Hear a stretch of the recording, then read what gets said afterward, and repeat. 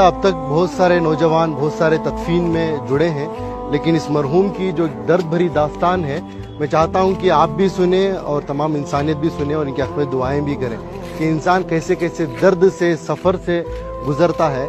जब ये अच्छा कमाते थे, केरला में रहते थे, सऊदी को गए थे, सऊदी को जाकर 90s की बात कर रहा हूँ, उस वक्त पर इनकी सैलरी 30,000 रुपये थी।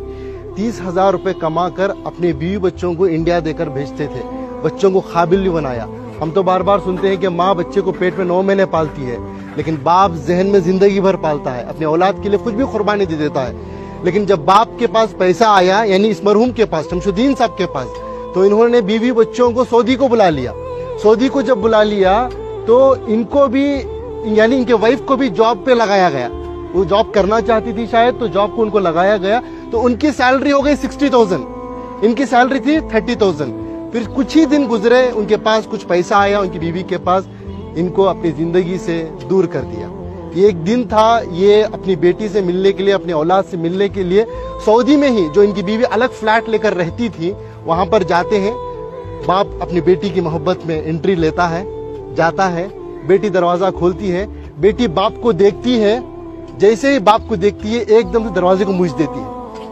एक तमाचे की तरह इस मरहूम के चेहरे पर पड़ा। ये मैं नहीं कह रहा हूँ, ये इनकी खुद की जबानी है। मरने से पहले, कुछ दिन पहले इन्होंने इस वाक़े को बताया है। इसके गवाह हमारे इनायत साहब है, कहाँ है? हाँ, ये है। ये बता ये रहे हैं कि सऊदी से दिल दुखने के बाद, दर्द मिलने के बाद, बेंगलुरु के एक टॉप एरिया में एक बिल्डिंग में एक मैनेजर के तौर पर काम करते थे। ये खुद उसके गवाह हैं कि एक मिलिट्री की तरह सिस्टम था इनका, उसूल आदाब के पक्के थे, बिना आयरन के कपड़ा नहीं पहनते थे। ऐसी अपनी जिंदगी, छोटा सा कमरा था, सीढ़ियों के नीचे से बेड डालकर, एक पंखा लगाकर, उसे भी पाक साफ रखकर जीते थे। ये पूछने लगे कि भाई, मैं तो समझा आप एक सिक्योरिटी गार्ड है, लेकिन आपकी ये पाकी सफाई को देखकर, आपकी ये मिलिट्री सिस्टम को देखकर, आपकी इस डिसिप्लिन को देखकर मेरे अंदर सवाल पैदा हुआ, आपकी जिंदगी में क्या हुआ? तो उन्होंने ये अपनी दास्तान सुनाई, ये दर्द बताया। तो बस मैं इंसानियत से यही बात कहना चाहता हूँ कि दौलत तो कमाना है, वो मुकद्दर की मिलेगी, लेकिन अपने रिश्तों को बनाएं पहले, अपने बच्चों को, अपनी औलाद को मुसलमान बनाएं, इंसान बनाएं।